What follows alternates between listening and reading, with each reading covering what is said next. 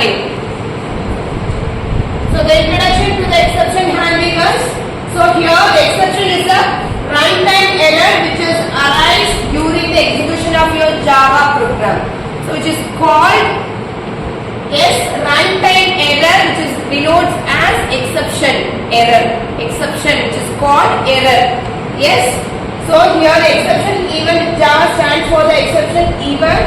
So the exceptions are nothing but some abnormal or typically an event or condition that arise during the execution which may interrupt the normal flow of your program.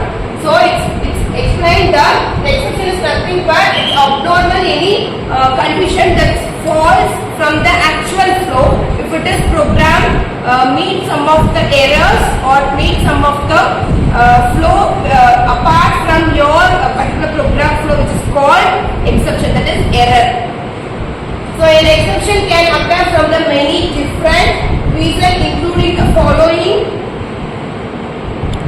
So maybe the user has entered invalid data. For example, I am asking that enter the number. If I am entering the alphabet, it will be the error, right? So the user has entered invalid data also considered as an exception. That is error, runtime error. Yes. So the file that need to be opened but cannot be found. So I want to open particular file. So I am just denote that open particular file. But if it is the file is not available in my particular position or particular location, which is also considered as error. Yes, it's called runtime error. Yes, it didn't show in your program as error.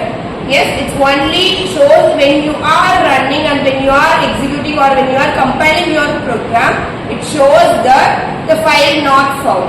It's called exception, that is, it's called runtime error.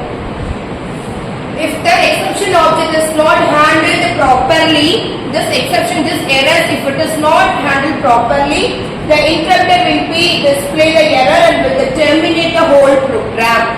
So if it is not handled properly, the whole program will be terminated. So we have to handle it. So what are the steps are? So normally for the program which generated the error in the try block and catch the error using the catch block. So we just try the error and catch the errors in the block of catch. Yes, so this is the name we using inside of your exception handling, that is try and catch. So try block is normally used to generate the error and catch block is used for catching the errors. Yes? Yes, the purpose of, what is the purpose of exception handling? So the purpose of exception handling to detect and report an exception so that proper action can be taken and prevent the program which is automatically terminated. Yes, clear? So we have to prevent from the particular error. If it is not prevent, the whole program will be terminated automatically. So we have to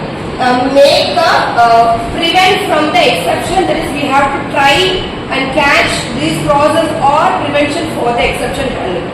Yes? So normally the Java exception handling is managed by using the different 5 keywords. Already I said that try and catch. Apart from that, throws and filing. These are some of the keywords which is useful for the exception handling prevention. Yes, clear? So if it is try, it's a piece of the code of your program that you want to monitor for the exception. If I want to monitor particular error, if I want to know if it happens or not, I have to write the particular condition inside of my try block. Yes. So if it is found, the catch block will be displayed.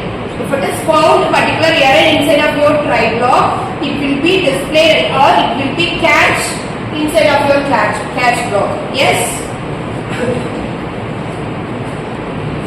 So through the system generated exceptions are automatically thrown by the Java runtime system. That is, if it is the exception is automatically generated by your system, it automatically throws your exception. Yes, from the first day we know that the Java C not found. Yes, in first day we just executed our program.